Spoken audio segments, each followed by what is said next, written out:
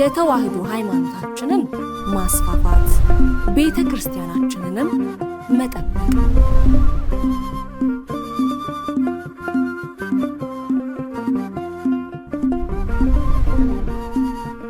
ሰላም ጤና ይስጥልኝ የተከበራችሁ የእማማ ሚዲያ አድማጭ ተመልካቾቻችን እንደምንሰነበታችሁ የእማማ ጠቅላላ ማህበር ዜና እንደሚከተለው ወደ እናንተ እናደርሳለን አብራችሁን ቆዩ ከዜናዎቹ ጋር እኔ ኤደን ሄኦላ ነኝ የብፁዕ ወቅዱስ አቡነ ማትያስ ቀዳማዊ ፓትርያርክ ርዕሰ ሊቃነ ጳጳሳት ዘኢትዮጵያ ሊቀ ጳጳስ ዘአክሱም ወዕጨጌ ዘመንበረ ተክለ ሃይማኖት የብፁዕ ወቅዱስ አቡነ ማትያስ ቀዳማዊ ፓትርያርክ ርዕሰ ሊቃነ ጳጳሳት ዘኢትዮጵያ ሊቀ ጳጳስ ዘአክሱም ወዕጨጌ ዘመንበረ ተክለ ሃይማኖት የ13ኛ ዓመት የእንኳን አደረሰው ሲመተ በዓል ተከብሮ ዋለ በበዓሉ ላይ ብፁዕ ጠቅላይ ስራ አስኪያጅ አቡነ ሳዊሮስ ሊቀ ጳጳስ ብፁዕ የቅዱስ ሲኖዶስ ዋና ጸሐፊ አቡነ ዲዮስቆሮስ ሊቀ ጳጳስ ብፁዕ አቡነ ሕርያቆስ የአዲስ አበባና ሀዲያ ስልጤ አህጉረ ስብከት ሊቀ ጳጳስ በርካታ ብፁዓን አበው ሊቃነ ጳጳሳት የኢትዮጵያ ካቶሊክ ካርዲናል ብፁዕ አባ ብርሃነ ኢየሱስ ሊቀ ትጉሃን ታጋይ ታደለ የኢትዮጵያ ሃይማኖት ተቋማት ጉባኤ ጠቅላይ ጸሐፊ የመንበረ ፓትርያርክ ጠቅላይ ጽሕፈት ቤት የምክትል ስራ አስኪያጅ የሌሎች አብያተ እምነት መሪዎች መላከ ምህረት ቆሞስ አባ ገብረ መድህን ንጉሴ የሀገረ ስብከቱ ስራ አስኪያጅ ጥሪ የተደረገላቸው ክብሯን እንግዶች የመንበረ ፓትርያርክና የሀገረ ስብከቱ የስራ ኃላፊዎች የመንፈሳዊ ኮሌጆች የስራ ኃላፊዎች የገዳማትና አድባራት አስተዳዳሪዎች ሊቃውንተ ቤተ ክርስቲያን አገልጋዮች ተገኝተዋል እግዚአብሔር የላከው የእግዚአብሔርን ቃል ይናገራል የዮሐንስ ወንጌል ምዕራፍ 3 ከቁጥር 34 ላይ የተጠቀሰውን ኃይለ ቃል መነሻ በማድረግ ቅዱስነታቸው ያስተላለፉትን መልእክት ቀንጨብ በማድረግ ወደ እናንተ እናደርሳለን ሁላችንም እንደምንገነዘበው ትዕይንተ ዓለም በሙሉ የሥራ ውጤት ነው ከፍጥረተ ዓለም በኋላ በየጊዜው የሚከሰቱ ሁኔታዎችንም እንዲሁ የሥራ ውጤቶች ናቸው ፍጥረታት ከዕለታዊ ስራዎች የሚያመጡት መጠነኛ ውጤት መኖሩ ባይካድም የሁሉም ስራዎች ላዕካዊ ሰሪ ግን እግዚአብሔር እንደሆነ አይጠየቅም እግዚአብሔር በጠባዩ አሳታፊ አምላክ ነውና ስራውን ለማሳተፍ መልእክተኞችን መርጦ ወደ ፍጥሯኑ ይልካል መልእክተኛ ሲልክም ተልእኮ ሰጥቶ እንደሆነ ይታወቃል ከዚህ አንፃር መልእክተኞች ከሆንን ዘንድ ከሁሉ በፊት ተልእኳችንን በውል የማወቅና የመተግበር ግዴታ በጫንቃችን ላይ ይወድቃል የኛ የካህናት ተልእኮ ዘርፈ ብዙ ቢሆንም ማጠቃለያው ሰውን በሁለንተናው ለድህነት ማብቃት ነው የማብቂያ መሳሪያውም ቅዱስ ወንጌል ነው ስለሆነም ከእግዚአብሔር የበለጠ ሌላ ንጉስ የለምና ሁላችንም እግዚአብሔርን ቃል ረዘመ ብለን አናሳጥር አጠረ ብለን አናስረዝም እሱ እንዳለ ለህዝቡ ማድረስ አለብን ነገር ግን ይህ እውነታ በዓለማት ባሉ መልእክተኞች በትክክል እየተፈጸመ ነው ወይ ብለን ስንጠይቅ መልሱ አይደለም ነው ምክንያቱም መልእክቱን በማስተላለፍ ረገድ ብዙ ልዩነቶች ተፈጥረዋልና ነው ስለሆነም ሁሉም አቅማችን ለሐዋርያዊ ተልኳችን በሚል ቃል ኪዳን ወደ ተጨባጭ ተግባር እንሻገር በሀገር ውስጥም ሆነ በውጭ አህጉር ያሉትን ህዝቦች በየቋንቋቸው በማስተማርና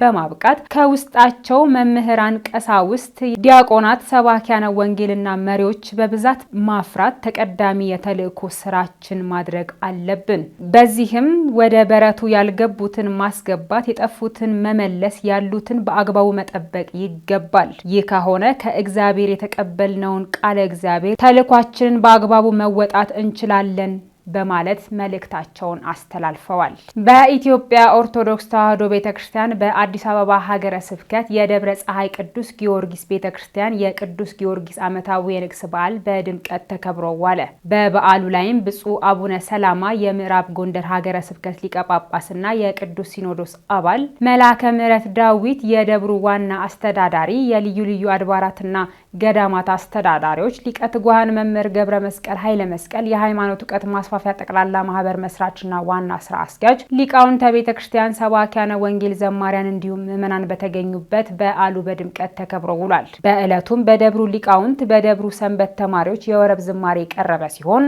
በመላከ ታቦር ኃይለ ኢየሱስ የስብከተ ወንጌል አገልግሎት ተሰጥቶ በደብሩ አስተዳዳሪ ጋባዥነት ብፁዕ አቡነ ሰላማ የምዕራብ ጎንደር ሀገረ ስብከት ሊቀ ጳጳስና የቅዱስ ሲኖዶስ አባል ቃለ ምዕዳንና ቡራኬ ተሰጥቶ የበዓሉ ፍጻሜ ሆኗል ይሄየለዋ ለምንለክ ይሄየለዋ ይሄየለዋ ለምንለክ ይሄየለዋ ያንልክ ይሄየለዋ ለምኒልክ ይልዋ ለምኒልክ ይልዋ ለምኒልክ ይልዋ ለምኒልክ ለምኒልክ ይልዋ ጊዮርጊስ ለተጻብኦ እዷነ ቅድስት ኢትዮጵያ ጊዮርጊስ ለተጻብኦ እዷነ ቅድስት ኢትዮጵያ አስተጋይድ ፈረሰከ አስተጋይድ ፈረሰከ አስተጋይድ ፈረሰከ አስተጋይድ ፈረሰከ ወአብድር መውለድ ጠላቶቻችን ሁሉ አሳፈርካቸው። መዝሙር 43 ቁጥር 7። ለምንድን ነው ኢትዮጵያ ወደዚህ ደረጃ የደረሰችው? ጠላቶች እስከዚህ የመጡበት ምክንያት ምንድን ነው? ኢትዮጵያ ቀደምት ከሚባሉት ሀገሮች መካከል በመንግስት አወቃቀር፣ በስነ ጽሁፍ አቀራረጽ፣ በሃይማኖት አመሰራረት፣ በዘመን አቆጣጠር ከሰባት ሀገሮች መካከል ዛሬ 194 ከሚባሉት ያን ጊዜ ግን ከሰባት ሀገሮች መካከል አንዷና የቀደመችው ናት። አጼ ገላውዲዮስ ስልጣኑን ከተረከበ በኋላ በዚያ ልክ ጭካኔ የሚጨክን ሰይጣን ካልሆነ ሰው አይጨክንም። ሁሉንም ጭካኔ ያደርጎታል። ያ ሰው የሞተው 1535 ዓመተ ምህረት የካቲት 13 ቀን ነው። ያቺ ቀን አስተውሎ ላይ ያሰው ለኢትዮጵያ ኦርቶዶክስ ተዋሕዶ ቤተክርስቲያን የልደት ቀን ናት። እሱ የደረሰባቸው አካባቢዎች ሁሉ ሃይማኖትን ያለወጠ አንገቱን ተቆርጧል፣ በሳት ተቃጥሏል፣ ገደል ተወርሯል። ሺህ ዓመት ያስቆጠሩ መጻሕፍቶቻችን የብራና መጻሕፍት በሳት ተቃጥለዋል። ዘግናኝ ድርጊት ተፈጽሟል። በዚህ ጊዜ ግን ለንጉሠ ነገሥቱ አንድ አስጨናቂ የሆነ ጥያቄ ቀረበ። ያ ጥያቄ ምንድን ነው? እንደ ሀገር የኢትዮጵያን ጠላት፣ እንደ ሃይማኖት የክርስቲያኖችን ጠላት ስለገደልንላችሁ እናንተም ለኛ ውለታ መመለስ አለባችሁ። ንጉሱ ምንድነው የምትፈልጉት አሏቸው አጼ ገላውዲዮስ። እኛ ካሁን በኋላ የኢትዮጵያን የግዕዝ ቋንቋ ተመረን በመንግስትነት ኢትዮጵያን እንድናስተዳድር፣ በሃይማኖትም ሁሉም የኢትዮጵያ ሕዝብ ሃይማኖትን ለውጦ ካቶሊክ እንዲሆን።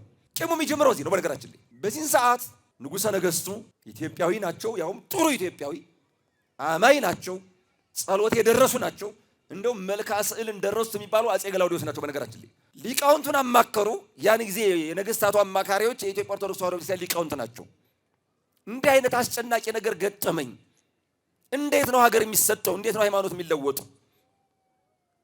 ሊቃውንትም አዎ ሀገር አትሸጥም፣ ሃይማኖትም አይለወጥም፣ ቁርጥ ያለ መልስ ይስጡ ሲሏቸው፣ ንጉሱም ጠርተው ላደረጋችሁልን ውለታ ወርቅና ብር እንሰጣለን፣ ከዚህ ውጭ ግን ሀገራችንን አንሸጥም፣ ሃይማኖታችንን አንለውጥም። አጭር መልስ። እግዚአብሔር የምትሰጡት አያሳጣችሁ፣ ቤታችሁን ይባርክላችሁ፣ ህይወታችሁን የተቀደሰ ያደርግላችሁ። በዓሉን የበረከት የሰላም በዓል እንዲያደርግልን አምላካችን በረድኤት እንዳይለየን አቡነ ዘበሰማያት እንበል። አባታችን ሆይ። በኢትዮጵያ ኦርቶዶክስ ተዋሕዶ ቤተክርስቲያን በአዲስ አበባ ሀገረ ስብከት አስኮ ደብረ ገነት ቅዱስ ገብርኤል ካቴድራል ልዩ ጉባኤ ተካሄደ።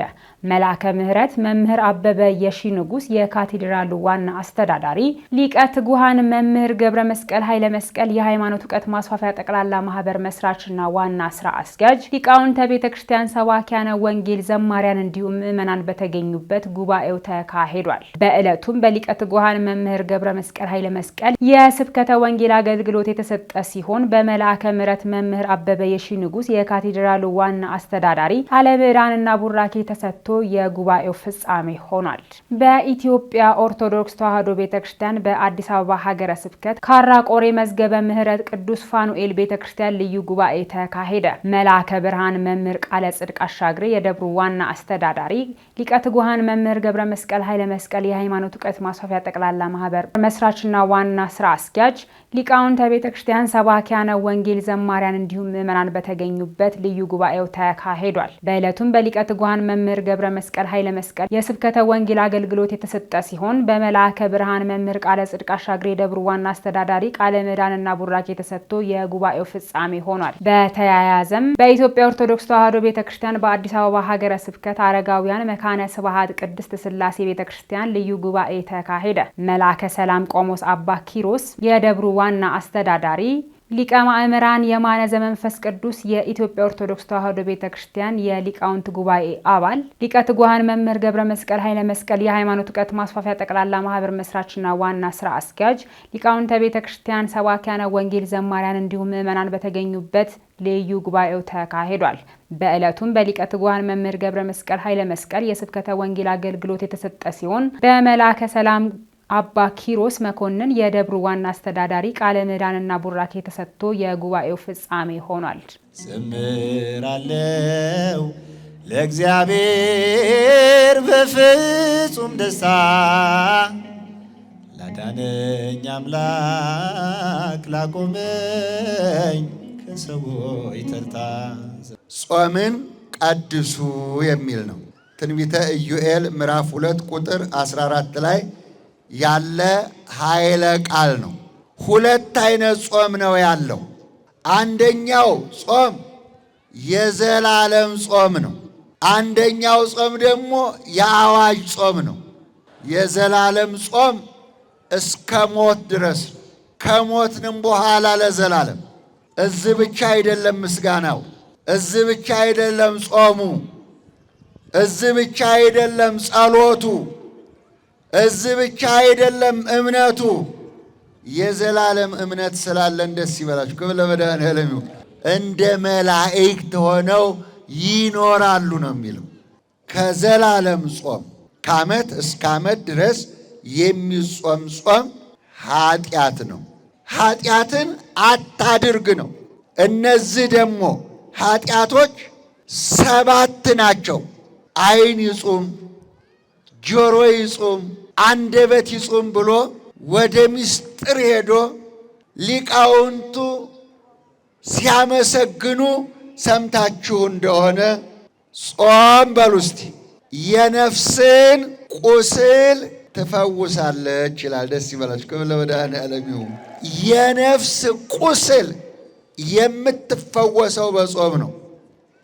የነፍስ ቁስል የምትፈወሰው በጸሎት ነው።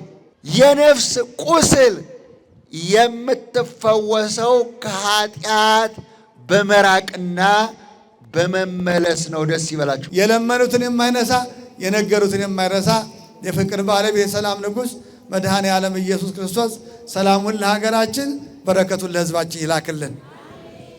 አቤቱ ጌታ ሆይ ታቦቱን ከመንበሩ ካህናቱን ከቤተ መቅደሱ ሊቃውንቱን ከቅኔ ማህሌቱ ምእመናኑን ከቤተ ክርስቲያኑ እንዳታናውጽብን በአንድነት ስምህን እየጠራን እንዲህ ብለን እንለምንሃለን። አባታችን ሆይ ስለ ጽድቅህ ፍርድ 7 ጊዜ አመሰግንህ ዘንድ እነሳለሁ። መዝሙር 118 በቅንፍ 119 ቁጥር 164 የሚገኝ ኃይለ ቃል ነው። ጌታችን መድኃኒታችን ኢየሱስ ክርስቶስ ከመወለዱ ከ1000 ዓመት በፊት ነው የተነገረው።